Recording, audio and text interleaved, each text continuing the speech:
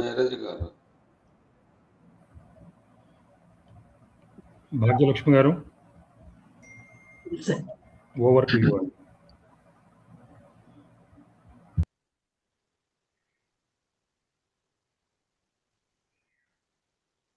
భాగ్యలక్ష్మి గారు మొదలు పెట్టండి.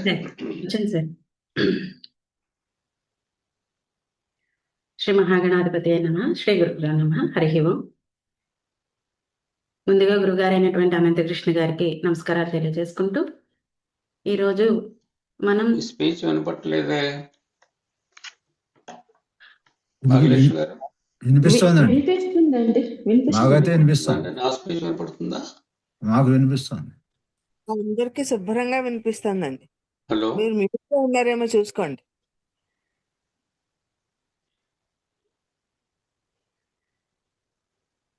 నా స్పీచ్ వినపడుతుందా అండి? వినిపిస్తోంది సార్. మీది మీ వాయిస్ వినిపిస్తోంది. నా స్పీచ్ వినపడుతుంది. సార్ కంటిన్యూ చేయడానికి మళ్ళీ రీస్టార్ట్ చేస్తారా?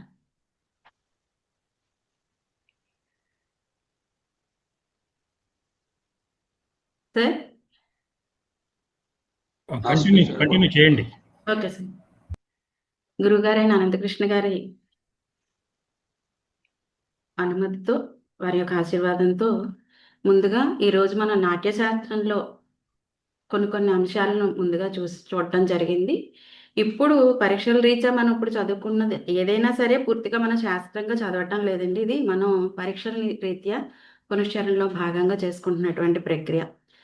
దీనిలో మనం నిన్నటి వరకు కూడా ముందుగా అసలు నాట్యం అంటే ఏమిటి, నాట్యము యొక్క ఆవిర్భావం ఏ విధంగా జరిగింది, నాట్యంలో చెప్పినటువంటి అంశాలను క్రోడీకరిస్తూ నాట్యవేద సంగ్రహ రూపంలో మనకు రసములతో మొదలుపెట్టి చిట్ట రంగం వరకు కూడా 11 అంశాలతో కూడినటువంటి నాట్యవేద సంగ్రహము అనేటువంటి ఒక అంశంలో వీటన్నిటిని ఒక క్రమానుగతలో ఒక వరుస క్రమంలో క్రోడీకరిస్తూ నాట్యశాస్త్రం మీద ముందుగా ఒక అవగాహనను మనకు తీసుకొచ్చిన తరువాత మనకు రస లక్షణ సూత్ర రూపంలో మనకు విభావ, అనుభావ, విభిచారీభావ సంయోగాద్ రస నిష్పత్తి అనేటువంటి సూత్రం ద్వారా మనకు పరిచయం చేస్తూ విభావములు, అనుభావములు, విభిచారీ భావముల యొక్క సంయోగం ద్వారా మనకు రసం అనేటువంటిది నిష్పన్నం అవుతుంది అనేటువంటి మాటను పరిచయం చేస్తూ మనకు భరతముని సూత్రాన్ని చెప్పారు. అయితే ఈ 11 అంశాలు కూడా ఒక్కొక్క అధ్యాయంలో నుంచి వేరువేరుగా తీసుకొని మనకు అందించడం జరిగింది. దీనికి కారణం ఏమిటి అంటే, ఒకే అధ్యాయం ఇప్పుడు మనం చదువుకుంటోంది 6వ అధ్యాయంలో రసములను ప్రత్యేకంగా రసాధ్యాయం రూపంలో మనకు అందించారు. కానీ వీటన్నిటినీ కూడా అక్కడక్కడ వివిధ అధ్యాయాల్లో మనకు క్రోడీకరిస్తూ ఇవ్వడానికి కారణం ఏమిటి అంటే, ఈ అంశాలన్నీ ఒకే అధ్యాయంలో నివిడీకృతం కాకపోవటం ముఖ్య అంశం. ఇవి వేరు చోట్లలో ఉన్నప్పటికీ కూడా వీటన్నిటి గురించి అర్థం చేసుకున్నప్పుడే ఒక నాట్య ప్రదర్శన అనేటువంటిది సఫలీకృతం అవుతుంది, సిద్ధిస్తుంది. కనుక ఆ దృష్టికోణంలో ఆలోచించి భరతముని నాట్యవేద సంగ్రహ రూపంలో మనకు అందించడం జరిగిందండి. ఇక సామాన్యుడు అనుభవించే ఒక విషయం గురించి అనుభవం ఉంటుంది, అదేవిధంగా కవికి కూడా అనుభవం అనేది ఉంటుంది. లోకశాస్త్ర పరిజ్ఞానంతో ప్రతిభా వ్యుత్పత్తి అభ్యాసదక్షుడైనటువంటి కవి యొక్క హృదయం స్పందించి రసముద్రను పొందుతుంది. అతని రచనా ప్రాబల్యం చేత ప్రేక్షకుని హృదయంలో రసము క్రిందికే అది పరివర్తన చెందటం జరుగుతుంది. లౌకికంగా మనం అనుభవించేటువంటి విషయాలు రసముద్రలోకి తీసుకువెళ్ళినప్పుడు సామాన్యుడి హృదయం స్పందించి అలౌకికమైన మహానందాన్ని అది పొందటం జరుగుతుంది. దాన్ని మనం రసంగా వ్యవహరించడం కూడా జరిగింది. ఇలా మానవుని హృదయంలో అనేకములైన భావాలు ఉద్భవించడం జరుగుతుంది. కొన్ని మనసులోనే పుట్టి అక్కడే నశించిపోవటము జరుగుతుంది. మరికొన్ని సర్వజనుల హృదయాలలో బలీయమైనటువంటి ముద్రలతో శాశ్వతంగా కూడా నిలిచిపోవటం జరుగుతుంది. అదే నిజమైన రసములుగా కూడా మనం చెప్పుకున్నాం. దీనిలో ముందుగా మనం 8 రసాల గురించి చెప్పుకుంటూ శృంగార హాస్య కరుణ రౌద్రవీర భయానకాహ బీభత్సాద్భుత సంయోచ ఇది అష్టౌ నాట్యే రసాహ స్మృతాహ అని చెప్పుకున్నాం. అక్కడ 8 రసాలు అని చెప్పి భరతముని ప్రతిపాదన చేసినప్పుడు మనం శృంగారంతో మొదలు పెట్టుకుని చిట్ట చివరకు అద్భుత రసంతో మనం ముగించుకున్నాం అక్కడ 8 రసాలను. కానీ తర్వాత కాలంలో శాంతరసాన్ని కూడా దీనిలో కలుపుకోవాలనేటువంటి మాటను క్రోడీకరించి శృంగార హాస్య కరుణాహ రౌద్రవీర భయానకాః భీభత్సాద్భుత శాంతాశ్చ రసాహ పూర్వే ప్రకీర్తితాః. ఈ శృంగార హాస్య కరుణాలు, రౌద్రవీర భయానకాలు, భీభత్స అద్భుత శాంతాలు అనే రసాలతో ఇది నిపదింపబడిందని చెబుతూ ఈ నవరసాలకు కూడా ప్రాధాన్యం ఇచ్చుకుంటూనే మనం ఇక్కడ చదవటం జరుగుతుంది. అయితే అసలు ఈ రసము మనకు ఎందుకు చెప్పాడు? ఈ రసం యొక్క ఇంపార్టెన్స్ ఏమిటి అంటే, మనిషి ఎప్పుడు కూడా ఒక రసాన్నే పట్టుకుని అతని యొక్క జీవితం ఉండదండి. అలాగే కావ్యమైనా సరే. ఎందుచేతనంటే ఒక రసం ప్రధానంగా ఉంటే మిగిలిన రసాలన్నీ అప్రధానాలుగా ఉంటాయి. అదేవిధంగా మనం గుణాలను మాట్లాడుకున్నాం. ఒక గుణం ప్రవర్తించినప్పుడు మిగిలిన 2 గుణాలు కూడా, మనకున్న త్రిగుణాలలో ఒకటి ప్రవర్తిస్తున్నప్పుడు మిగిలిన 2 గుణాలు కూడా తటస్థంగా ఉండిపోతాయి అని. ఎందుచేత ఇట్లా ఉంటుందంటే, ఎప్పటికప్పుడు ఒకటి ఉంది అంటే దాని పక్కన మిగిలినవి లేవు అని కాదు. ఉన్నప్పటికీ అవి తటస్థంగా ఉంటాయి అని మాత్రమే ఇక్కడ మాట్లాడుకుంటూ, భరతముని తన నాట్యశాస్త్రంలో రసం ఎలా ఉద్భవిస్తుందో వివరించడానికి అత్యంత ముఖ్యమైన సూత్రంగా మనకు రస సూత్రాన్ని అందిస్తూ 6వ అధ్యాయంలో ప్రతిపాదన చేశాడు. దీనిలో విభావానుభావ వ్యభిచారి సంయోగాత్ రస నిష్పత్తి అని చెప్పుకుంటూ, దానిలో విభావ అనుభావ వ్యభిచారి ఈ భావాల యొక్క సంయోగంతోనే రసం నిష్పన్నమవుతుందని మనకు వివరణ చేసిన తర్వాత, ఈ విభావాలంటే కారణాలుగా చెప్పాడు. రసం పుట్టడానికి పునాది లేదా కారణం ఏదైతే ఉందో అదే విభావం అన్నాడు. వీటిని రెండు విధాలుగా మనకు చెప్పాడు. ఆలంబన విభావం, ఉద్దీపన విభావం అని. ఇక దీని నుంచి అనుభావం, కారణమేమో విభావం అవుతుంది, ఈ అనుభావం కార్యం అవుతుంది. మనసులో భావం కలిగినప్పుడు శరీరంలో కనిపించేటువంటి మార్పులు ఏవైతే ఉన్నాయో వాటిని మనం అనుభావాలుగా తీసుకున్నాం. దీని తర్వాత వచ్చేవి వ్యభిచారి భావాల గురించి చెప్తూ, ఈ సంచారి భావాలు అనేటువంటివి కేవలం చిత్త సంబంధంగా ఉంటాయి కనుక ఇవి బుద్భుతంగా అంటే గుడగల్లాగా పుట్టి మాయమైపోతూ ఉంటాయి. అయితే వీటికన్నా మనం ఒక రసం నిష్పన్నం అవడానికి దాని నుంచి ఒక స్థాయి భావం అన్నది కూడా మనం మాట్లాడుకున్నాం. ఆ స్థాయి భావం అంటే ఏమిటి? ఆ స్థాయి భావం అంటే స్థిరంగా ఉంటాయి ఆ భావాలు. కానీ ఇవి వ్యభిచారి భావాలు అనేటువంటివి సముద్ర కెరటాల్లాగా, బుడగల్లాగా, నీటి బుడగల్లాగా వచ్చి మాయమైపోతూ ఉంటాయి. వీటిని మనం 33 రకాలుగా చూసుకున్నాం. శాశ్వతంగా ఉండేటువంటి, స్థిరంగా ఉండేటువంటి స్థాయి భావాలు మనం 8 తెలుసుకున్నాం. రసాలు 8, స్థాయి భావాలు 8 చేసాం. తరువాత శాంతరసం మనం ఇందులో కలిసిన తర్వాత శమమును కూడా దీనికి స్థాయి భావంగా అక్కడ చెప్పాం. ఇక సంయోగము, నిష్పత్తి అనే పదాలను ఇక్కడ పరిచయం చేస్తూ, ఈ విభావానుభావ వ్యభిచారీ భావాలు ఒకదానితో ఒకటి కలిసిపోవటం సంయోగంగాను, ఆ కలయిక వల్ల మనసులో నిగూఢంగా ఉన్న స్థాయి భావన మేల్కొని రసంగా మారటానికి ఇక్కడ నిష్పత్తికి దానికి అర్థంగా మనం చెప్పుకున్నాం. ఇలా విభావ అనుభావ వ్యభిచారీ భావాలతో చెప్పిన తరువాత ఇందులో రసలక్షణ సూత్రాన్ని పరిచయం చేస్తూ అక్కడ మనకు వ్యంజనాలతో మనం ఈ ఒక పాకక్రియతో దీన్ని క్రోడీకరిస్తూ మనకు ఉదాహరణతో మనకు భరతముని చెప్పడం జరిగింది ఎంతో సుహృద్భావంతో. ఒక నిబంధనలో నిబంధించి చెప్పినటువంటి దానికంటే నిత్య జీవితంలో ఉన్నటువంటి అంశాలను క్రోడీకరిస్తూ చెప్తే ఇంకొంచెం బాగా మనకు అర్థమవుతుందనే ఉద్దేశంతో దీన్ని పోలుస్తూ, ఇక్కడ రుచి అంటే రసమని, అన్నీ సరైన పాలల్లో కలిసి మనం భుజించినప్పుడు, వండినప్పుడు ఎలా అయితే మనకు మంచి రుచి వస్తోందో, ఈ నటుడు ఈ భావాలన్నింటినీ సరిగా పండించినప్పుడే ప్రేక్షకుడు రసానందాన్ని పొందుతాడు అని చెప్పి ఈ రస నిష్పత్తితో కూడుకున్నటువంటి రస లక్షణ సూత్రాన్ని మనకు పరిచయం చేయటం జరిగింది. దీని తర్వాత ఇప్పుడు మనం ఒక్కొక్క ప్రకరణ మనం శృంగార రసంతో మొదలుపెట్టుకొని నిన్నటి వరకు కూడా మనం రౌద్ర రసం వరకు కూడా 4 మనం చూడటం జరిగిందండి. వాటిని కూడా వివరణాత్మకంగా చూసాము ఉదాహరణ సహితంగా. ఈ రోజు నుంచి మనం చూడబోతోంది వీరరసం నుంచి ప్రారంభం చేస్తున్నాం అండి. ముందుగా వీరరసాన్ని చూద్దాం.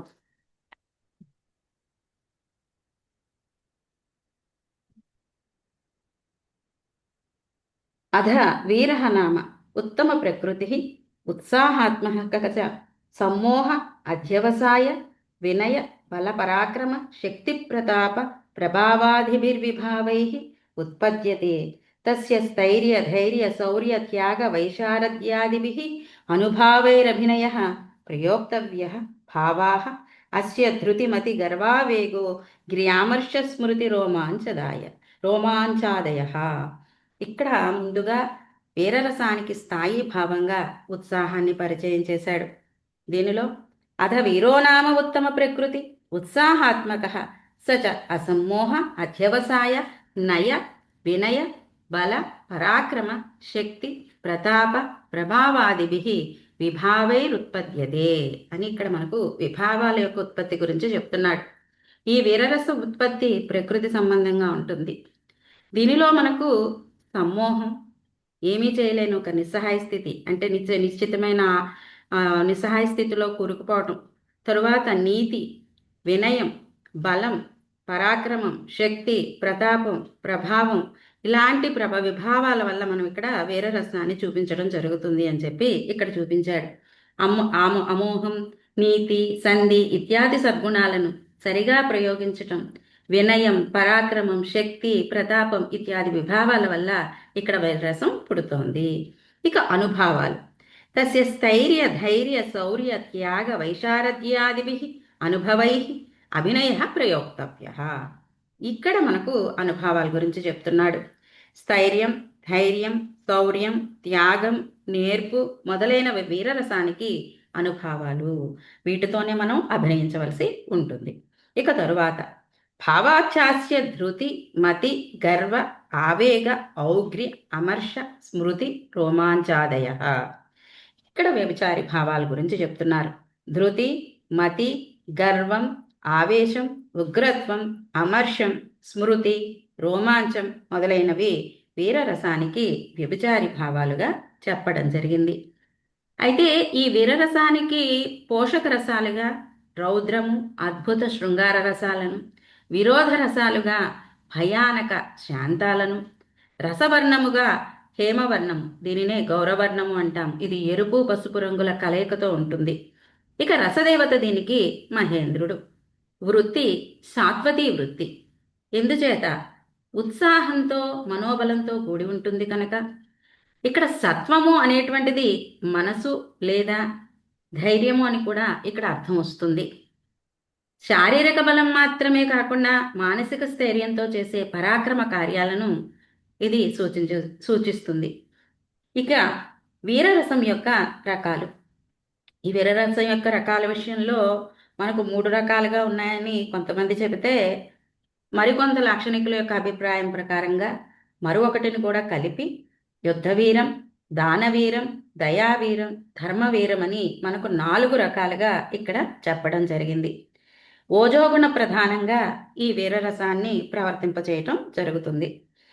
ఇందులో వీరరసం 4 రకాలుగా యుద్ధవీరానికి అర్జునుడు, శివాజీలను, దానవీరానికి బలిచక్రవర్తి, కర్ణులను, దయావీరానికి జీమూత వాహనుడు, శిబిచక్రవర్తిని, ధర్మవీరానికి హరిశ్చంద్రుడు, ధర్మరాజులను మనం ఉదాహరణలుగా చెప్పటం జరుగుతుంది. ఉత్సాహాధ్యవసాయాద విషాదిత్వాద విస్మయామోహాత్ వివిధాదర్థ విశేషాద్ వీరరసో నామ సంభవతి. ఇక్కడ ఉత్సాహము, అధ్యవసాయము, అవిషాదము, అవిస్మయం అంటే చిన్న విషయానికి కూడా ఆశ్చర్యం ప్రకటించడం, అది లేకపోవటం అవిస్మయం, మోహం లేకపోవటం, ఇలాంటి విషయాల వల్ల వీరరసం పుడుతుంది. ఇక్కడ ఇది చెప్పిన తర్వాత స్థితి ధైర్య వీర గర్వై స్థైర్య ధైర్య వీర గర్వాలతో ఉత్సాహ పరాక్రమ ప్రభావై ఉత్సాహపూరితమైన పరాక్రమ ప్రభావముతోనూ ఆక్షేపకృతై అపవాదంతో చేయబడిన వాక్యై మాటలతో చ కూడా వీరరస సమ్యక్ అభినేయ. వీరరసాన్ని బాగుగా అభినయించాలి. ఈ స్థైర్య ధైర్య వీర్య గర్వ ఉత్సాహ పరాక్రమ ప్రభావాలతోనూ వీటన్నిటితోనూ ఆక్షేపించే మాటలతోనూ మనం వీరరసాన్ని ప్రవర్తింపచేయటం జరుగుతుంది. అయితే ఈ వీరరసం 3 విధాలుగా ఉంటుందని, దానవీరం, ధర్మవీరం, యుద్ధవీరం తదోవచ రసం వీరమపి పాహ బ్రహ్మాద్రివిధమేవహి. ముందుగా ఈ 3 విధాలను బ్రహ్మదేవుడు చెప్పాడు. తర్వాత లాక్షణికులు కొంతమంది మరలా మరొక దాన్ని కూడా దీనిలో క్రోడీకరించి మనకు ధర్మవీరాన్ని కూడా దీనిలో పరిచయం చేయటం జరిగింది. అయితే ఇందులో ఈ వీరరసానికి మనం ఉదాహరణ శ్లోకంతో ఇప్పుడు చూడబోతున్నామండి. ఈ వీరరసం అనేటువంటిది కేవలం యుద్ధానికే పరిమితం కాదు. ఇది తన శరీరాన్ని కూడా పోషించినటువంటి శిబిచక్రవర్తి, లేదా ప్రాణాలను తృణప్రాయంగా భావించి కవచ కుండలాలను సహితం దానం చేసిన కర్ణుడు కూడా వీరరసానికి చెందిన దాన దయావీరాలకు నిదర్శనంగా చెప్తాం. దానవీరానికి కర్ణుడు, దయావీరానికి శిబి చక్రవర్తిని చెప్తున్నాం. కర్ణుడు తన ప్రాణరక్షణ కవచాలను దానం చేసేటప్పుడు ప్రదర్శించినటువంటి ఉత్సాహం దానవీరానికి పరాకాష్ట. దీనికి శ్లోకం: యద్వదంతి న దాతవ్యం రక్షితవ్యం సదాహ్యతః తదేవ మే ప్రమోదాయ దానం వీరస్య లక్షణం. ఏది దాచుకోవాలో, ఏది రక్షించుకోవాలో, ఇక్కడ రక్షించుకోవాల్సినవి కవచకుండలాలు కర్ణుడు, దానినే దానం చేయటం నాకు అమితానందాన్ని ఇస్తుంది. అసాధ్యమైన దానిని దానం చేయటమే అసలైన వీరలక్షణం అని ఈ శ్లోక తాత్పర్యం అండి. దీనిని మనం భరతముని మనకు చెప్పిన విధంగా నాట్యశాస్త్ర ప్రకారంగానే మనం చూద్దాం. దీనికి రసము వీరరసం. దీనిలో స్థాయి భావం ఉత్సాహం. దానం చేయాలనే పట్టుదల ఇక్కడ ఉత్సాహానికి అర్థంగా తీసుకుంటున్నాం. ఆలంబన విభావం యాచకుడుగా వచ్చినటువంటి ఇంద్రుడు. ఇక ఉద్దీపన విభావం సూర్యదేవుని హెచ్చరిక. ఆయన చేసింది ఏమిటి? దానం చేయొద్దు అని. ముఖ్యంగా నువ్వు దానం చేయకుండా ఉండవలసింది ఏ విషయంలో అంటే ఈ కవచకుండలాల విషయంలో. అయినా చెప్పినా వినకపోవటం, దాన గుణం పట్ల ఉన్న అచంచల విశ్వాసం ఇక్కడ ఉద్దీపన విభావాలు. ఇక అనుభావాలు ఏమిటి? చిరునవ్వుతో ఆ కవచాన్ని కోయటం, ముఖంలో ఎట్టి బాధ కనిపించకుండా తేజస్సుతో వెలగటం. ఇక వ్యభిచారి భావాలేమిటి? ధృతి, మతి, గర్వం, స్మృతి. ధృతి అంటే ధైర్యం, మతి అంటే ఇక్కడ నిర్ణయంగా తీసుకోవాలండి. తర్వాత గర్వం, ఇక్కడ దేని పట్ల గర్వం పడుతున్నాడు? దాతృత్వం పట్ల ఉన్న తృప్తి ఇక్కడ. ఇక స్మృతి ఇత్యాది భావాలతోనూ ఇక్కడ మనం చూపించడం జరిగింది. ఇది వీరరసానికి మనం చెప్పుకున్నటువంటి ఉదాహరణతో కలిసి చెప్పుకున్న వ్యాఖ్య అండి. దీని తర్వాత మనం చెప్పుకోబోతున్నటువంటిది భయానక రసం గురించి మాట్లాడుకోబోతున్నాం.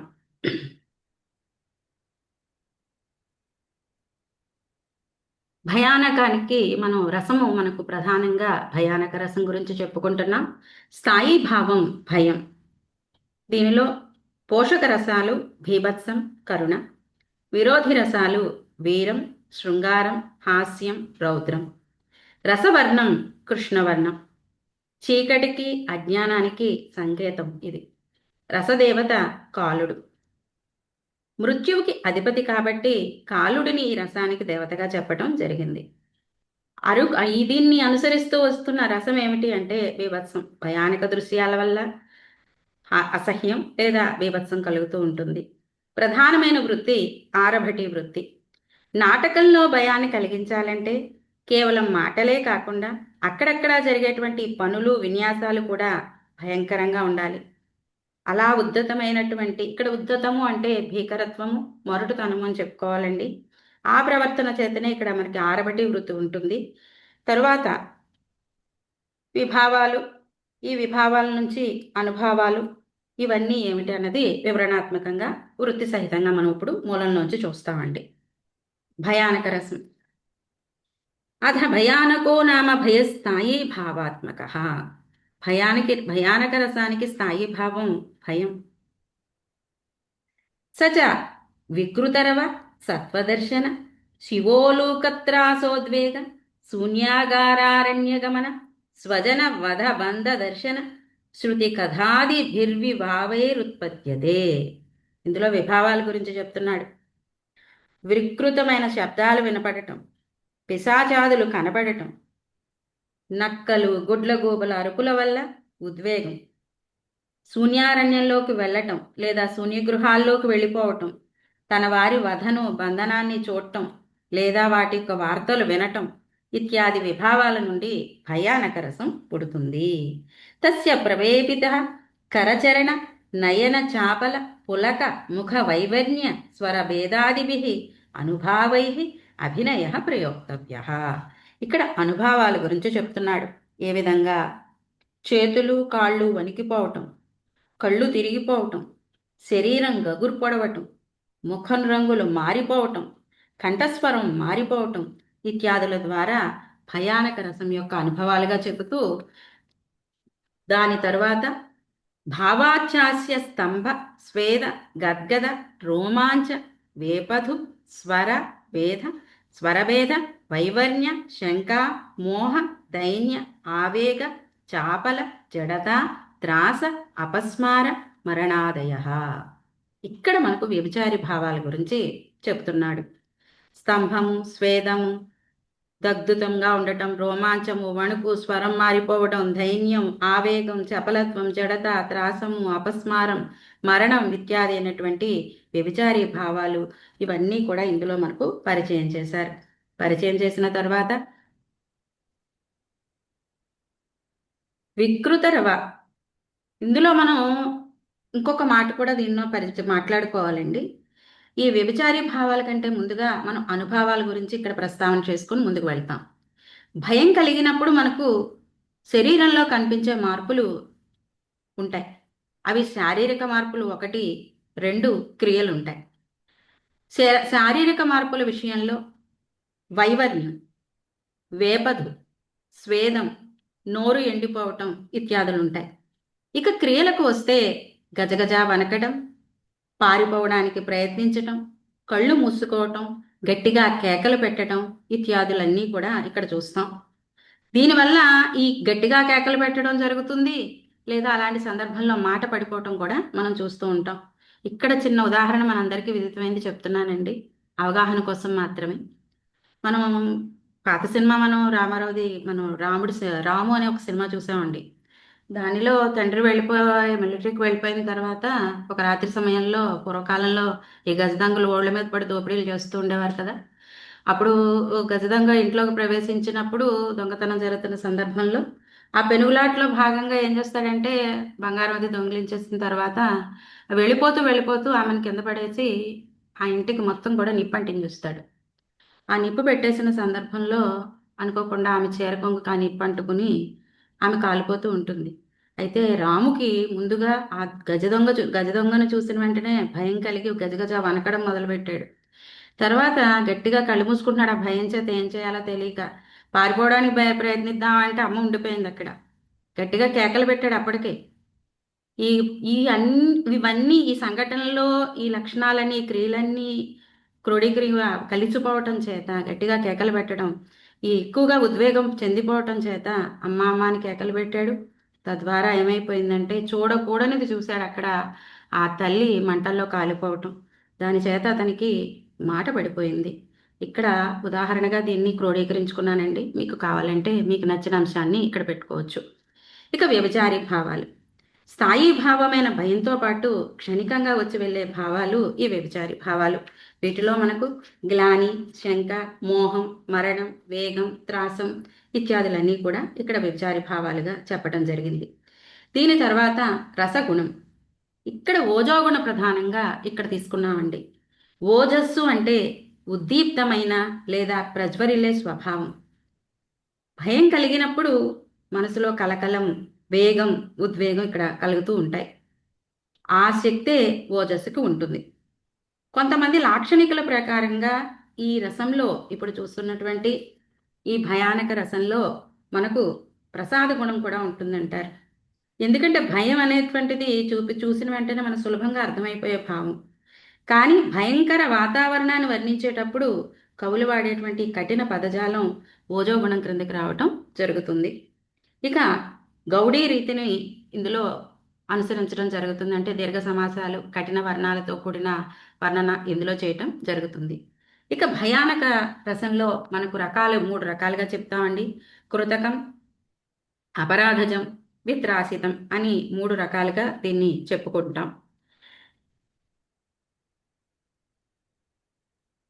కృతకం అంటే ఏమిటంటే కృత్రిమంగా కలిగిన భయానక రసం అండి. అపరాధజం అంటే అపరాధము వల్ల కలిగిన భయానక రసం. విత్రాసితం అంటే భయం వలన కలిగిన భయానకం. ఈ 3 కూడా, ఈ విత్రాసితాన్ని మనం భయహేతు భయానక రసం అని కూడా మనం చెప్తూ ఉంటాము. ఇట్లా మనకు వివరణ చేస్తూ మనకు భయానక రసాన్ని వివరించడం జరిగింది.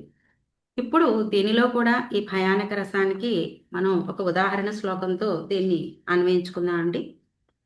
భయానక రసానికి ఉదాహరణ శ్లోకం ఇప్పుడు చెప్పబోతున్నాను. రామాయణంలో సుందరకాండ అనేటువంటిది చాలా ఒక ముఖ్యమైన కాండగా మనం చెప్తూ ఉంటాం. అశోకవనంలో ఉన్న సీతమ్మ చుట్టూ రాక్షస స్త్రీలు చేరి భయపెట్టేటువంటి ఘట్టం భయానక రసానికి పరాకాష్ఠగా మనం చెప్పుకోవచ్చు. అశోకవనంలో సీతమ్మ వారి భయానక రసస్థితిని తెలిపే మరొక అద్భుతమైన ఉదాహరణ ఈ శ్లోకంలో వాల్మీకి మహర్షి సీతాదేవి భయం ఏ స్థాయిలో ఉన్నదో ప్రకృతితో పోల్చి ఇక్కడ వర్ణించటం జరిగింది. సా వేపమానాత్రస్తాచ సర్పకన్యేవ యంత్రిత విధూతేవ మహావాతైః కదలీ పర్వతాగ్రజ. సా వేపమాన త్రస్తాచ సర్పకన్యేవ యంత్రిత విధూతేవ మహావాతైః కదలీ పర్వతాగ్రజ. ఆ రాక్షస స్త్రీల మధ్య బంధింపబడిన సీతాదేవి పుట్టలో బంధించబడిన పాము పిల్లలాగా భయంతో వణికిపోతోందిట. కొండ చివరన ఉన్న ఒక అరటి చెట్టు, ఇక్కడ కదలి అని వాడారు, ఆ అరటి చెట్టు భయంకర సుడిగాలికి ఎలా అయితే ఊగిపోతుందో రాక్షసుల గర్జనల మధ్య సీతమ్మ శరీరం అంతగా వణికిపోతోంది ఇక్కడ. ఇప్పుడు మనం నాట్యశాస్త్రబద్ధంగానే మనం దీని యొక్క స్థాయి భావాలు అవి ఎట్లా ఉన్నాయో చూద్దామండి. మనం మాట్లాడుకునే ఈ భయానక రసానికి స్థాయి భావం భయం. దీనికి ఆలంబనా విభావం ఈ శ్లోకంని అనుసరించి రావణుడి ఆజ్ఞ మేరకు ఆమెను చుట్టుముట్టిన వికృత రాక్షస స్త్రీలు ఆలంబనా విభావం. ఉద్దీపనా విభావం వారు చేసేటువంటి భయంకర అరుపులు, వికటమైన నవ్వులు, వికృత చేష్టలు ఇత్యాదులు. ఇక అనుభావములు ఏంటి? శ్లోకంలో వేపమాన, కదలి అని 2 పదాలు చూసాం.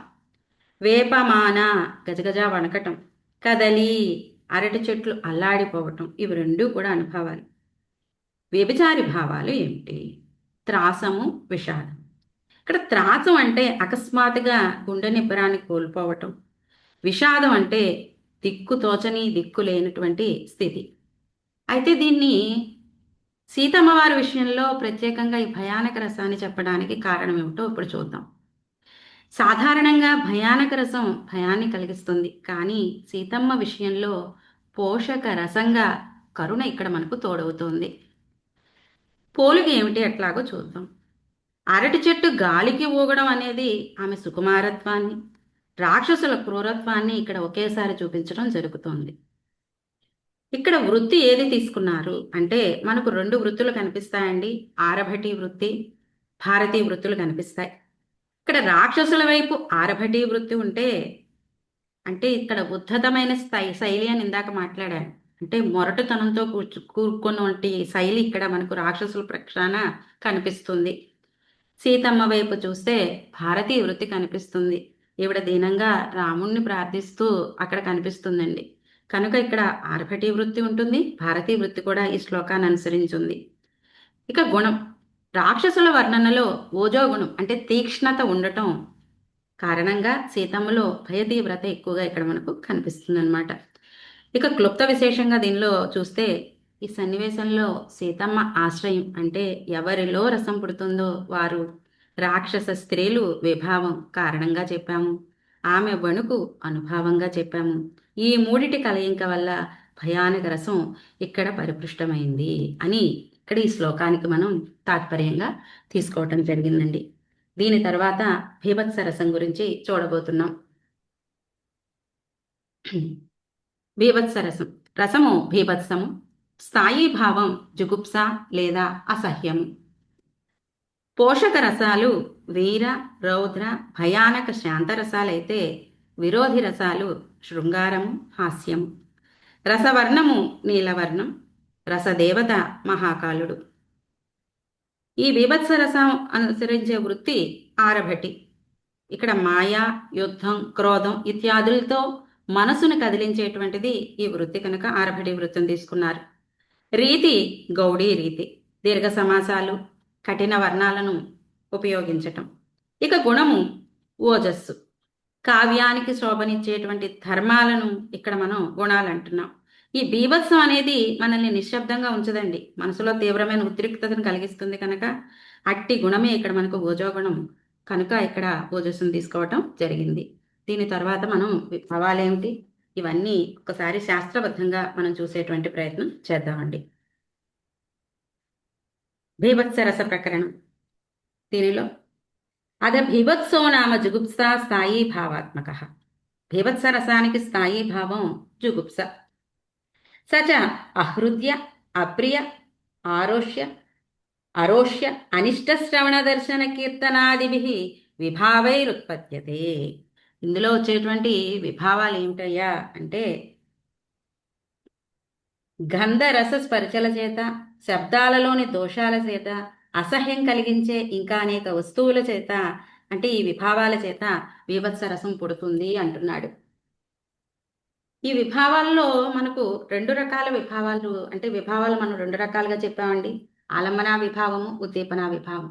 ఆలంబనా విభావంగా చూస్తే కుళ్ళిన మాంసము, రక్తము, ఎముకలు, దుర్వాసన, పురుగులు పట్టిన వస్తువులు లేదా నీచమైన పనులు ఇత్యాదులు ఆలంబనా విభావం అవుతాయి. ఇక ఉద్దీపనా విభావాలు ఏమిటి? పురుగులు, ఈగలు, దుర్వాసన, నక్కలు పీక్కుని తినడం ఇత్యాదులన్నీ కూడా ఉద్దీపనా విభావాలుగా రావటం జరుగుతుంది. ఇప్పుడు అనుభావాల గురించి మాట్లాడుకుందాం. తస్య సర్వాంగ సంహార, ముఖ వికూణన, ఉల్లేఖన, నిష్ఠీవన, ఉద్వేజనాదిభి అనుభావైకి ప్రయోక్తవ్య. అన్ని అవయవాలు ముడుచుకోవటం, ముఖం వంకరగా తిప్పడం, కాండ్రించి ఉమ్మివేయటం, ఉద్వేజనం అంటే అసహించుకోవటం మొదలైన అనుభావాలతోటి బీభత్సరసం అభినయించడం జరుగుతుంది. ముక్కు మూసుకుంటాం, ముఖం తిప్పుకుంటాం, కళ్ళు మూసుకోవటం, ఉమ్మివేయటం, వాంతి వచ్చినట్లుగా అవ్వటం ఇత్యాదులన్నీ కూడా ఇక్కడ అనుభావాలు. భావాధ్యాస్య అపస్మారోద్వేగ మోహ వ్యాధి మరణాదయ. ఇక్కడ వ్యభిచారి భావాల గురించి చెప్తున్నాడండి. అపస్మారం, ఉద్వేగం, అవేగం, మోహం, వ్యాధి, మరణం ఇత్యాదులు. ఈ మోహము, అపస్మారం, గ్లాని, ఆవేగ, వ్యాధి, త్రాస, వితర్కాలన్నీ కూడా వ్యభిచారి భావాలుగా మనం చెప్పడం జరిగింది. అనభిమత దర్శనేన చ గంధరసస్పర్శ శబ్ద దోషైశ్చ ఉద్వేజనైశ్చ బహుభిః బీభత్సరసః సముద్భవతి. ఇష్టం కాని వస్తువును దాచడం చేత, గంధరసస్పర్శ శబ్దాలలోని దోషాల చేత అసహ్యం కలిగించే ఇంకా అనేకమైన వస్తువుల చేత బీభత్సరసం పుడుతుంది. ముఖనేత్ర నికూణనయ నాసా ప్రచ్ఛాదనావనమితాస్యైః అవ్యక్తపాద పతనైః బీభత్స సమ్యగ్ అభినేయ. ఈ ముఖము, నేత్రాలు వంకరగా తిప్పడం చేత, ముక్కు కప్పుకొనడం చేత, ముఖం క్రిందకి ఉంచడం చేత, నడకలో తొట్టుపాటి చేత బీభత్సరసం ఇక్కడ అభినయించటం జరుగుతుంది. అయితే ఈ బీభత్సరసం ఎన్ని విధాలుగా ఉంటుంది అంటే ఇక్కడ మనకు 3 విధాలుగా చెప్తున్నాడండి. దీన్ని మనం సమీక్షించుకున్నప్పుడు 2 విధాలుగా మనం కలిపి వ్రాసుకోవడం జరిగింది పుస్తకంలో. ఒకసారి దీన్ని చూద్దాం. శుద్ధము, వైరాగ్యము అని 2 రకాలుగా చెప్పాము. ఇక్కడ మనకు చిత్త సంక్షోభం వల్ల కలిగిన బీభత్సరసాన్ని శుద్ధ బీభత్సం అంటాము. ఇది తీవ్రమైన వికారం వల్ల కలిగి దానివల్ల మనకి ఇక్కడ జుగుప్స అనేటువంటిది కనబడుతుందండి. రెండవది వైరాగ్యం, అంటే ప్రపంచం మీద విరక్తి కలిగి తద్వారా శాంతం అంటే ఆ వైరాగ్య స్థితి కలగటం, ఆ వివేకం కలగటం ఇక్కడ మనకు చూపిస్తాడు. ఇలా 2 రకాలుగా మనకి ఇక్కడ బీభత్సం అనేటువంటిది ఉండటం జరుగుతుంది. ఇక్కడ దీనికి కూడా మనకు ఉదాహరణ సహితంగా మనం ఇప్పుడు చూసేటువంటి ప్రయత్నం చేద్దామండి. బీభత్సరసానికి ఉదాహరణ శ్లోకం ఇక్కడ ఆయన అక్కడే ఉన్నాడు. ఇంకా సుందరకాండలో ఈయన శోకవనంలోనే హనుమంతుడు ఉన్నప్పుడు అక్కడ ఉన్న రాక్షస స్త్రీల వికృత రూపాల వర్ణన అత్యంత అసహ్యకరంగా, బీభత్సకరంగా ఇక్కడ చూపించడం జరిగింది. వాల్మీకి మహర్షి వారి వికృత రూపాలను ఈ ఉదాహరణ శ్లోకంలో పొందుపరుస్తూ చెప్తున్నారండి. ఏకకర్ణాం అకర్ణాంచ కర్ణ ప్రావరణాం తథా స్తన శ్రోణీముఖీం కాంచిత్ లంబపయోధరాం లంబకర్ణాంచ కాంచిచ్చ హస్తకేశీం తథాపరాం అత్యాస్య ముఖీం కాంచిత్ హ్రస్వగ్రీవాం తథాపరాం. అక్కడ ఉన్న రాక్షస స్త్రీలలో ఒక్కటే చెవితో ఒకరుంటే మరొక స్త్రీకి అసలు చెవులే లేవు. ఇంకొక స్త్రీకి తన పెద్ద చెవులనే దుప్పట్లా కప్పుకుంది. ఒక స్త్రీకి నోరు పొట్ట మీద ఉంది. మరొక స్త్రీకి స్తనాలు మోకాళ్ళ వరకు వేలాడుతున్నాయి. ఒక స్త్రీకి ఏనుగు చెవులు వంటి చెవులుంటే మరొక స్త్రీకి మెడ అస్సలు లేదు. వారి ముఖాలు వికృతంగా అత్యంత అసహ్యంగా ఉన్నాయి అని ఇక్కడ మనకు వివరణ చేశారు. ఇప్పుడు రసాన్వయం ఇక్కడ మనం చూద్దామండి. ఇక్కడ విభావాలు చూసినట్లయితే ఆలంబన విభావం వికృత రూపం గల రాక్షస స్త్రీలు, ఉద్దీపన విభావం పొట్టపై నోరు ఉండటం, అవయవాలు సరిగ్గా లేకపోవటం, భయంకరమైన చూపులు, ఇవి చూసేవారికి జుగుప్సను కలిగిస్తాయి. ఇవన్నీ కారణాలు. విభావాలంటేనే కారణాలు కదా. అందులో ఇట్లా మనకు ఆలంబన ఉద్దీపన విభావాలు రెండు ఈ శ్లోకపరంగా చూసాం. ఇక అనుభవములు ఏంటి?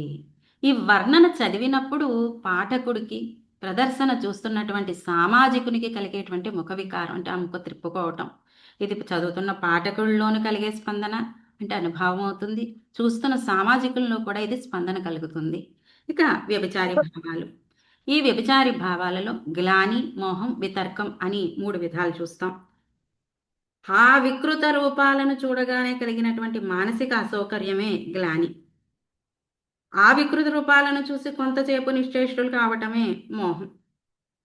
వీరు మనుషులా లేక మరేదైనా వికృత జీవులా అని కలిగేటువంటి ఆలోచన ఇక్కడ వితర్కంగా మనం చెప్పడం జరిగింది. ఈ విధంగా మనం ఇక్కడ బీభత్స రసాన్ని ఉదాహరణ సహితంగా చూసామండి. దీని తర్వాత మనం చూడబోతున్నది అద్భుత రసం. ముఖ్య రసం అద్భుతం, స్థాయి భావం విస్మయం. ఇది ఎప్పుడు కలుగుతుంది? ఆశ్చర్యం చేత కానీ, ఎంత అనుభూతి వల్ల కానీ ఈ విస్మయం అనేటువంటిది మనకు కలుగుతుంది. పోషక రసం, పోషక రసము లేదా రసాలు వీర, శృంగార, హాస్య, శాంతరసాలు. విరోధి రసాలు రౌద్ర, బీభత్సములు. రసవర్ణం పీతవర్ణం, రసదేవత బ్రహ్మ. గుణం ఓజో గుణము, ప్రసాద గుణం, ఇవి రెండిటి కలయికతో ఉంటుంది. వృత్తి శాశ్వతీ వృత్తి. రీతి గౌడీ రీతి, అంటే ఇక్కడ దీర్ఘ సమాసాలు, కఠిన వర్ణాలు ఉంటాయి. తరువాత ఇందులో పాంచాలి రీతిని కూడా మనం చూడటం జరుగుతుందండి. ఇది మాధుర్య ఓజో గుణాలతో కలిసి ఉంటుంది. ఇప్పుడు మనం వీటిలో మనకు మూలంగా పుస్తకంలో ఇచ్చినట్టుగా నాట్యశాస్త్ర ప్రకారంగా మూల సహితంగా చూసే ప్రయత్నం చేద్దాం. అద్భుతో నామ విస్మయ స్థాయి భావాత్మక. అద్భుత రసానికి స్థాయి భావం విస్మయం. సచ దివ్యజన దర్శన ఈప్సిత మనోరథాప్తి ఉపవన దేవకులాదిగమన సభా విమాన మాయా ఇంద్రజాల సంభావనాదిభిః విభావైః ఉత్పద్యతే. ఇక్కడ విభావాల గురించి పరిచయం చేస్తున్నాడు. విభావములు అంటే కారణాలు కదా. ఇక్కడ మనకు చూపించినటువంటివి ఏమిటి?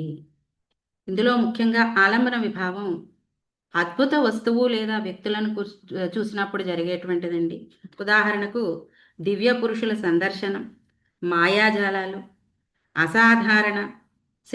అసాధారణమైన శిల్పకళ, విశ్వరూపం, తరువాత ఉద్యానవనాలకు, దేవాలయాలకు వెళ్ళటం, ఆదరంతో చేసిన సత్కారాలు ఇత్యాదులతో ఇక్కడ విభావాలు, ఇలాంటి విభావాలతోటి ఇక్కడ మనం అద్భుత రసం పండుతుంది అని చెప్తున్నారు. అయితే ఆలంబన విభావంగా దివ్య పురుషులు, మాయాజాలం, అసాధారణ శిల్పకళ, విశ్వరూపాన్ని చూశాము. ఉద్దీపన విభావంగా దివ్యకాంతి, అమాంతంగా పెరిగిన ఆకారము, అసాధ్యమైనటువంటి పనులు ఇత్యాదులన్నీ కూడా మనం ఇక్కడ చూస్తూ జరుగుతుంది. అసాధ్యమైన పనులు కూడా ఇక్కడ సులభంగా చూపిస్తూ ఉంటాడు. అది ఉద్దీపన విభావంగా చెప్పడం జరిగింది. ఇక తస్య నయన విస్తార అనిమిష ప్రేక్షణ రోమాంచ అశ్రు స్వేద హర్ష సాధువాద దాన ప్రబంధ హాహాకార బాహువదన చేలాంగలి భ్రమణాదిభిః అనుభావైః అభినయః ప్రయోక్తవ్యః. ఇక్కడ అనుభవాలు ఎలా ఉన్నాయి? ఇక్కడ ముఖ్యంగా గమనిస్తే కళ్ళు పెద్దవి చేయటం, రెప్పపాటు లేకుండా చూడటం, రోమాంచం, ఇక్కడ కన్నీళ్లు, స్వేదం, సంతోషం, బాగు అనటం, ధనం ఇవ్వటం, నిరంతరంగా ఆహా ఆహా అని బిగ్గరగా అరవటం, చేతులు, ముఖము, చేతులోని వస్త్రాలు, వేళ్ళు తిప్పడం మొదలైనటువంటి అనుభవాలతో వీటిని అభినయిస్తాము. అయితే ఇక్కడ కొంచెం గమనించుకుంటేనండి, మనకు బాహ్య చేష్టలు మనకు అనుభవంలో కళ్ళు విప్పార్చి చూచటం, తర్వాత రెప్ప వేయకపోవటం, గగురుపాటు, స్తంభించిపోవటం ఇత్యాదులన్నీ మనం అనుభవాలుగా తీసుకుంటే, చెమట పట్టడం, గొంతు గద్గదం అవ్వటం, ఆనంద బాష్పాలు రాలటం ఇత్యాదులన్నీ కూడా మనకు సాత్విక భావాలుగా ఇక్కడ చెప్పడం జరిగింది. తరువాత మనం భావాధ్యాస్య స్తంభ అశ్రుస్వేద గద్గద రోమాంచ ఆవేగ సంభ్రమ జడతా ప్రళయాదయ. ఇక్కడ మనం సాత్విక భావాలలో చెమట పట్టడం, గొంతు గద్గదం అవ్వటం, ఆనంద బాష్పాలు రాలటం ఇత్యాదులు సాత్విక భావాలుగా చెప్పుకుంటూనే దీనిలో వ్యభిచారి భావాలు ఏం చెప్తున్నాడు? హర్షము, అవేగం, జడత, మతి, సంభ్రమం ఇత్యాదులన్నీ కూడా దీనిలో వ్యభిచారి భావాలుగా మనకు పరిచయం చేశాడు. తరువాత యత్వతిశయార్థయుక్తం వాక్యం శిల్పంచ కర్మరూపం వా తత్సర్వమద్భుతరసే విభావరూపం హి విజ్ఞేయం. ఏదో ఒక వైశిష్ట్యం చేత కూడినటువంటి అర్థం కల వాక్కు, అందమైన శిల్పం, ప్రశంసనీయమైనటువంటి కర్మ ఇవన్నీ కూడా అద్భుత రసంలో కనిపించేటువంటి విభావాలు. ఇక స్పర్శ గృహోల్లుక శనై ఆహాకారైశ్చ సాధువాదైశ్చ వేపదు గద్గద వచనై స్వేదాదేర్యభినయస్తస్య. ఇక్కడ స్పర్శ అంటే సగం కళ్ళు సగం మూసి కనుబొమ్మలు పైకెత్తి భుజాలు చిక్కిల వైపు ఎగరవేస్తూ, గ్రహణం అంటే పారవస్యంలో పక్కనున్న వాళ్ళని ఏదైనా వస్తువును పట్టుకోవటము, ఉలుకసనము అంటే కూర్చున్న చోటనే తుళ్ళిపడటం, ఆహాకారాలు ఇలా బాగుబాగని అనటం, గద్గద స్వరాలు, స్వేదాలు ఇలాంటి వాటన్నిటి చేత అద్భుత రసాన్ని అభినయించాలని చెబుతూ ఈ అద్భుత రసాన్ని 2 విధాలుగా మనకు పరిచయం చేస్తున్నాడు. దివ్యఛానంద చైవ ద్విధాఖ్యాతోద్భుత రస దివ్య దర్శనజో దివ్య హర్షాదానందజ స్మృత. ఇందులో మనకు దివ్యాద్భుతంగాను ఆనందాద్భుతంగాను 2 రకాలుగా మనకు చెప్పడం జరిగింది. అది దివ్యము, ఆనందజమని చెప్పుకుంటున్నాం. దివ్యములైన వస్తువులను, పురుషులను చూడటం వల్ల కలిగిన దానిని దివ్యాద్భుతం అని అంటారు. ఇక ఆనందాద్భుతం అంటే సంతోషము వల్ల కలిగిన దాన్ని ఆనందాద్భుతంగా ఇక్కడ వ్యవహరించడం జరుగుతుంది. అయితే దీనికి సంబంధించినటువంటి ఉదాహరణ శ్లోకాన్ని ఇప్పుడు ఒక్కసారి చూద్దామండి. అద్భుత రసానికి ఉదాహరణ శ్లోకం ఇక్కడ కూడా నేను రామాయణంలోని దాన్నే తీసుకున్నానండి. హనుమంతుడు శ్రీరాముణ్ణి మొట్టమొదటిసారి చూసినప్పుడు కిష్కింధకాండలో ఇక్కడ ఈ శ్లోకం మనకు కనబడుతుందండి. ఆయన దివ్య రూపాన్ని, రాజసాన్ని చూసి పొందిన అద్భుత రసం ఇక్కడ అద్వితీయంగా మనం చూస్తాం. ఒక సామాన్యుడిలా అడవిలో తిరుగుతున్నప్పటికీ రాముడిలో ఉన్న తేజస్సు హనుమంతుడిని విస్మయానికి గురిచేస్తోంది. తౌ తరుణౌ రూప సంపన్నౌ సుకుమారౌ మహాబలౌ పుండరీక విశాలాక్షౌ చీర కృష్ణాజినాంబరౌ కౌ యువౌ రూప సంపన్నౌ దేవతావివ విగ్రహౌ సింహస్కంధో మహావీర్యౌ శార్దూల గతి విక్రమౌ అని ఇచ్చారు. దీని యొక్క తాత్పర్యం ఏమిటంటే హనుమ వారిద్దరినీ చూచి ఇలా ఆశ్చర్యపోతున్నట్ట. దీనితో మనకు విరుద్ధ లక్షణాల కలయిక ఏమిటో ఒక్కసారి చూద్దామండి.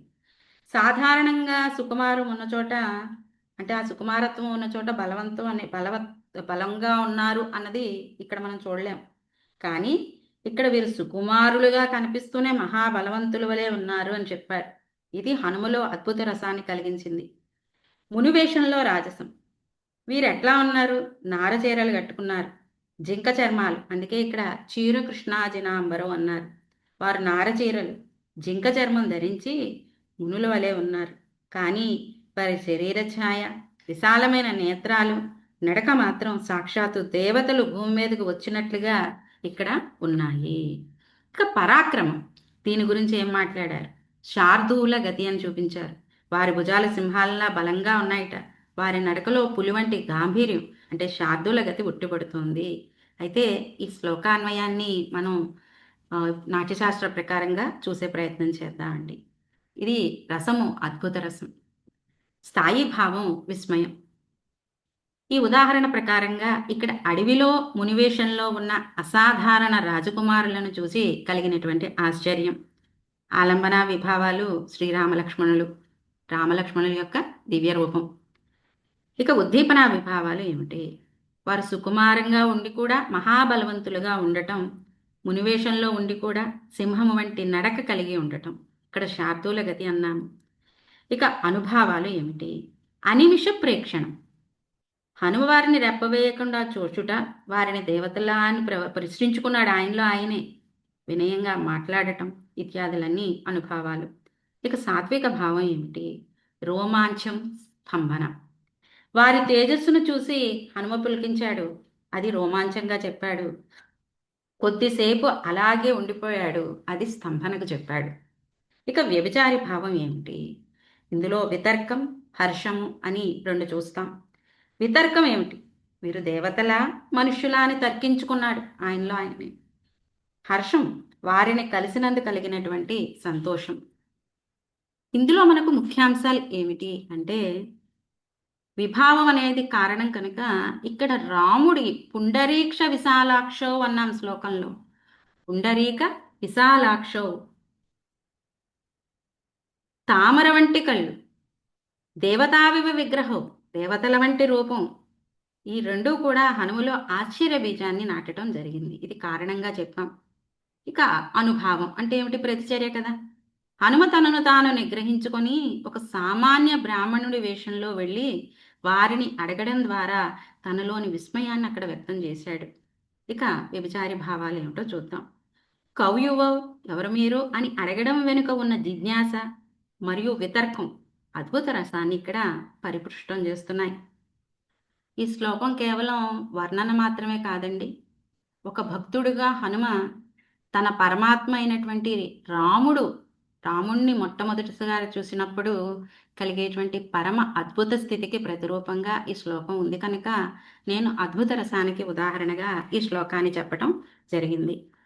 ఇట్లా మనం ఇప్పటి వరకు శృంగార రసంతో మొదలుపెట్టుకొని ఒక్కొక్కటిగా మనం మూలంతో మనకు నాట్యశాస్త్రంలో భరతముని ఏ విధంగా అయితే మనకు చెప్పడం జరిగిందో దాని ప్రకారంగానే మనం అమూలాగ్రం పరిశీలిస్తూ మనకు అర్థం కావటం కోసం ఉదాహరణలుగా సాధారణీకరణం కూడా చేసుకొని, అది కూడా మనం ఎక్కడెక్కడో అంటే అవి ప్రామాణికంగా ఉన్నటువంటి గ్రంథాల్లోంచి మాత్రమే వాటిని తీసుకొని వాటిని మనం ఈ రసాలకు అనువర్తింప చేసుకుంటూ నాట్యశాస్త్రబద్ధంగానే వీటికి రసాలు, స్థాయి భావాలు ఇట్లా ఇత్యాదులన్నీ కూడా క్రోడీకరించుకుంటూ చదువుకునేటువంటి ప్రయత్నం చేశామండి. ఇప్పటి వరకు మనం చూసిన ఈ 8 రసాలు కూడా భరతముని ప్రకారంగా ఆయన చెప్పిన 8 రసాలు. ఇది కాకుండా మనకు శాంతరసం అనేటువంటిది ఒకటి ఉంది.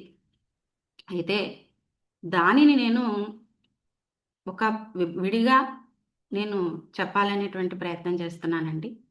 దానిని మనం రేపు చూస్తాము. ఇప్పటి వరకు మనం చూసినవన్నీ శాంతరసం వరకు, అంటే మనం శాంతరసం తప్పించి మనం 8 రసాలు ఉదాహరణ సహితంగా మనం ఇవాళ చూసామండి. ఇక్కడితో మనకు రస ప్రకరణాలు, మనకు భరతముని ప్రకారంగా ఇచ్చిన రస ప్రకరణాలు 8 కూడా మనం పూర్తి చేసుకున్నాం. తర్వాత క్రోడీకరించిన శాంతరసం నుంచి మిగిలిన అంశాలు కొన్ని నేను కలిపి రేపు చెప్పాలనుకుంటున్నాను. వాటిని మనం రేపు చూసే ప్రయత్నం చేద్దామండి.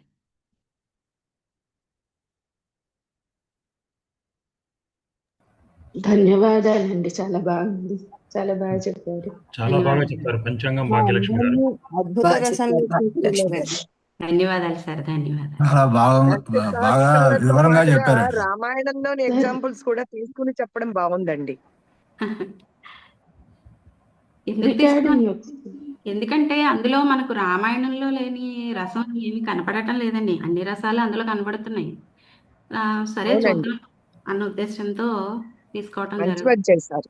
ఎందుకంటే మనం ఒకరిగానే మనం చూడగలుగుతున్నాం అండి. విభిన్నమైన రసాలు కూడా ప్రస్ఫుటం అయితే ఎలా ఉంటుంది, అది కూడా మనకు తెలిస్తే బాగుంటుంది కదా అని ఆ భావన తీసుకుంటూ చెప్తున్నాను.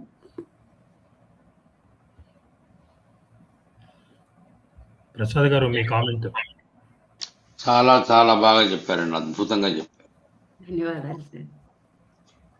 అద్భుత రసాన్ని పుట్టించారు. అదే దీనికి పంచాంగం భాగ్యలక్ష్మి గారికి తప్పించి మిగతా వాళ్ళందరికీ ఒక చిన్న హోంవర్క్ ఇస్తున్నానండి. మీరు చెయ్యండి, చేయకపోండి పర్లేదు, నేనైతే చేస్తాను. ఇమ్మంటారా హోంవర్క్? ఇవ్వండి సార్, ఇవ్వండి సార్. ఎవరు చేస్తారు? ఎవరన్నారు ఇవ్వండి అని? రమాదేవి గారు అందరూ అన్నారు సార్. అందరి తరఫున నేను అన్నాను అంతే. అందరి తరఫున అన్నారా రమాదేవి గారు? అయితే అందరి చేత మీరు ఈ హోంవర్క్ చేయించే బాధ్యత మీది. నేను వాళ్ళ ఇంటికి ఇప్పుడు వెళ్ళలేను. వాళ్ళ ఇంటికి వెళ్ళక్కర్లేదు. ఇప్పుడు హోంవర్క్ ఏమిటంటే, పంచాంగం భాగ్యలక్ష్మి గారు మనకు ఈ పాఠాలు ఈ అన్ని రసాలు కూడా అద్భుతంగా వివరించారు. అందరూ ఒప్పుకుంటారా? అవునండి. బాగా అవునండి. చాలా అత్యద్భుతంగా. ఈ అద్భుత రసానికి స్థాయి భావం విస్మయం. అరే ఇంత బాగా చెప్పారే అనే విస్మయం అనమాట. ఇప్పుడు విభావాలేమిటి, అనుభవాలేమిటి, ఈ పంచాంగం భాగ్యలక్ష్మి గారు మనలో కలిగించిన అద్భుత రసాన్ని శాస్త్రంతో అన్వయించి విభావాలు, అనుభవాలు, సంచారీ భావాలు, సాత్విక భావాలు ఏమి రీతులు వాడారు, ఇవన్నీ కూడా మనకు హోంవర్క్గా చేద్దామండి మనం. సరేనా రమాదేవి గారు? మహోదయ. సో మీరు లీడరు, అందరినీ కోఆర్డినేట్ చేసి అలా దయచేసి నన్ను లీడర్ని చేయకండి, నేను దానికి పనికిరాను దాన్ని. లీడర్లుగా ఉన్న వాళ్ళు లీడర్లుగానే ఉంటారు ఫరెవర్. కాబట్టి రమాదేవి గారు లీడ్ చేయాలి అంతే. అనేది నిశ్చయమైన తర్వాత పురోజనుల కోరిక. మీరు అందరితో కోఆర్డినేట్ చేసి రికార్డింగ్ నీరజ గారు